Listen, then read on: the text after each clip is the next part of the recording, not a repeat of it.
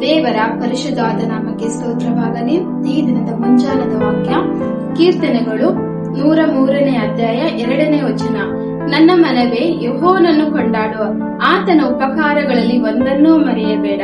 ನನ್ನ ಮನವೇ ಯೆಹೋವನನ್ನು ಕೊಂಡಾಡು ಎಂದರೆ ನಮ್ಮ ಮನಸ್ಸು ದೇವರನ್ನು ಕೊಂಡಾಡಬೇಕು, ನಮ್ಮ ಹೃದಯ ದೇವರನ್ನು ಸ್ತುತಿಸಬೇಕು. ಆತನು ಮಾಡಿದ ಉಪಕಾರಗಳನ್ನು ಒಂದನ್ನೂ ಮರೆಯಬೇಡ.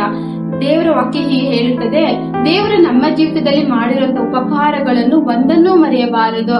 ದೇವರು ಮಾಡಿರುವಂತಹ ಉಪಕಾರಗಳನ್ನು ನಾವು ಪ್ರಾರ್ಥನೆಯಲ್ಲಿ ನೆನೆಸುವವರಾಗಿರಬೇಕು. ದೇವರು ನಮ್ಮ ಜೀವಿತದಲ್ಲಿ ಮಾಡಿರುವಂತಹ ಉಪಕಾರಗಳನ್ನು ನೆನೆಸಿ ನಾವು ದೇವರಿಗೆ ಸ್ತೋತ್ರ ಮಾಡೋರಾಗಿರಬೇಕು. ಪೂರ್ಣ ಮನಸ್ಸಿನಿಂದಲೂ ಪೂರ್ಣ ಹೃದಯದಿಂದಲೂ ದೇವರಿಗೆ ಸ್ತೋತ್ರ ಮಾಡೋರು ಆಗಿರಬೇಕು. ನಾವು ಪ್ರಾರ್ಥನೆ ಮಾಡಿಕೊಳ್ಳೋಣ. ಅಪ್ಪ ತಂದೆ, ನಿಮಗೆ ಸ್ತೋತ್ರ ಸ್ವಾಮಿ. ಕರ್ತನೇ, ನಿಮಗೆ ಸ್ತೋತ್ರ ರಾಜನೇ. ಅಪ್ಪ, ನಮ್ಮ ಮನಸ್ಸು ನಿಮ್ಮನ್ನು ಕೊಂಡಾಡಬೇಕು ರಾಜನೇ. ಅಪ್ಪ, ನಮ್ಮ ಹೃದಯ ನಿಮ್ಮನ್ನು ಸ್ತುತಿಸುವುದಾಗಿರಬೇಕು ರಾಜನೇ. ಅಪ್ಪ ದೇವ, ನೀವು ಮಾಡಿರುವಂತಹ ಉಪಕಾರಗಳು ಸ್ವಾಮಿ ಅಪ್ಪ ನಾವು ನೆನೆಸುವರಾಗಿರಬೇಕು ದೇವರೇ.